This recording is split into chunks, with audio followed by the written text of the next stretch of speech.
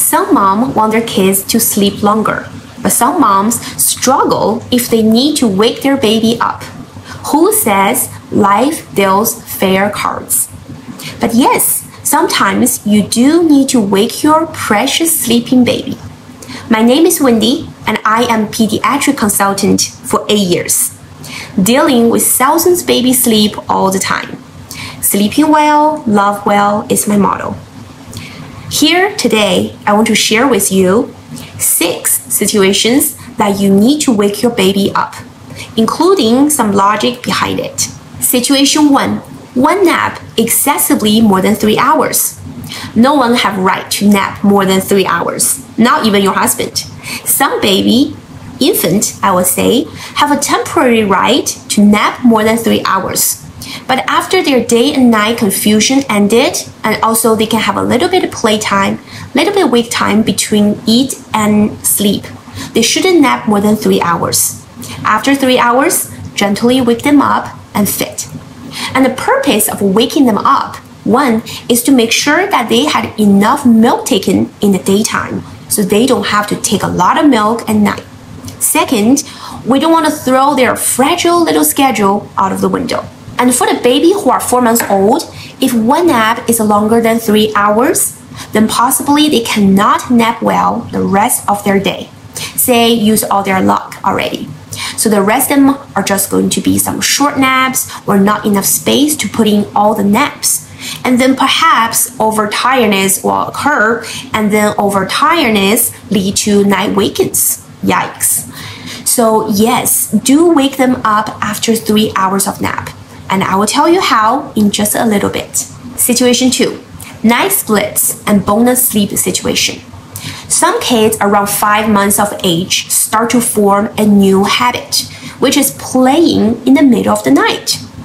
They can be giggling or they can be quiet. I don't know. But they fall asleep later and don't get up until 8 or something. So their daytime schedule will be thrown out of the window. So here comes my rule that will make sure the night splits will never happen, which is called 11-hour rule. No second chance, not even in the morning. So if your baby fall asleep at 8 o'clock in the night, then you do want to make sure to wake them up at 7, no matter how long their nighttime party takes.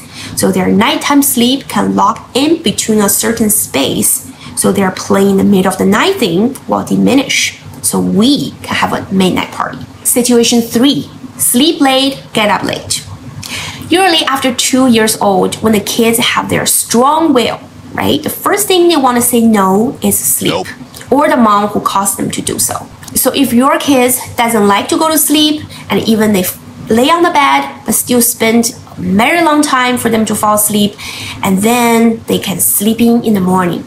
In this situation, we call delayed circadian rhythm. And if your ideal bedtime is earlier than that, then you should be using that 11-hour rule to make sure the kids can fall asleep earlier.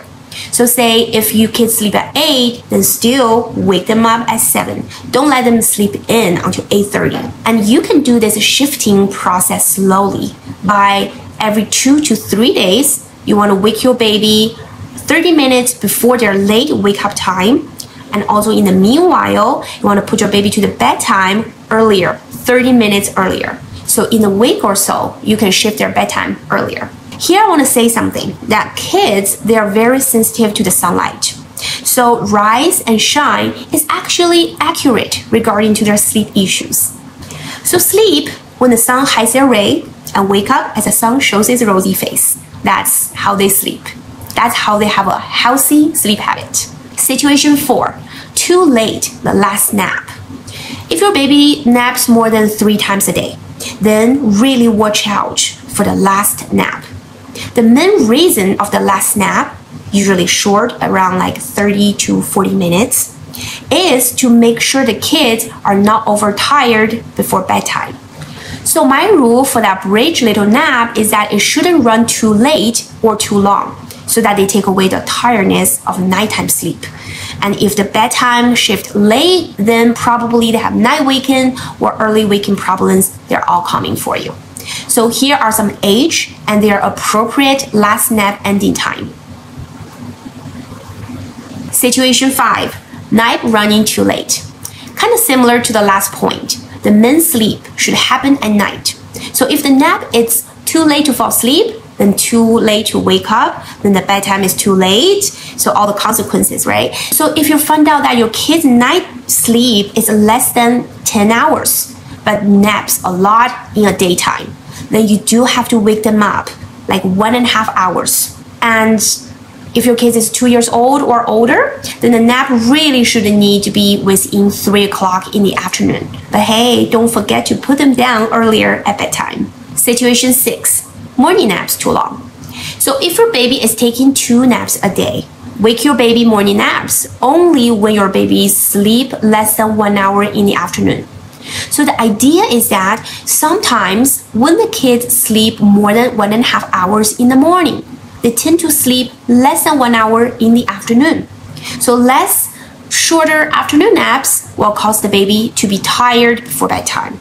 So if this situation applies to you, then I advise you to wake your baby morning naps at 1.5 hour mark and then put your baby down earlier for their afternoon naps. See if they can take 1 hour or longer afternoon naps. That's all the 6 situations that you need to wake your baby up. But there are some situations that do not apply what I'm talking about, such as when the baby is in a nap transition. That's a whole different kind of issue. So if you are interested and want to know step by step how to handle it, tell me in the comment below or hit the subscribe button for my future videos. So when the baby is in a nap transition or the baby is sick, right? When the baby is sick, they usually need more sleep than usual. And also when your baby sleep at night, but you think maybe they're hungry and you want to wake them up to feed them. Don't do that, because if they didn't wake up to eat, that means they prefer sleep more than food. Finally, I will show you how to wake your baby up professionally. First, secretly go into their room and look at them. And then you can marvel at their cuteness for a while. Then open the curtain, let the light comes in, and then you can kiss them and play with them. If they're still kind of fuzzy and want to drift off, make some normal voice walking around, make sure they will wake up. That's all for this sharing, but if you like my videos, please give me a thumbs up.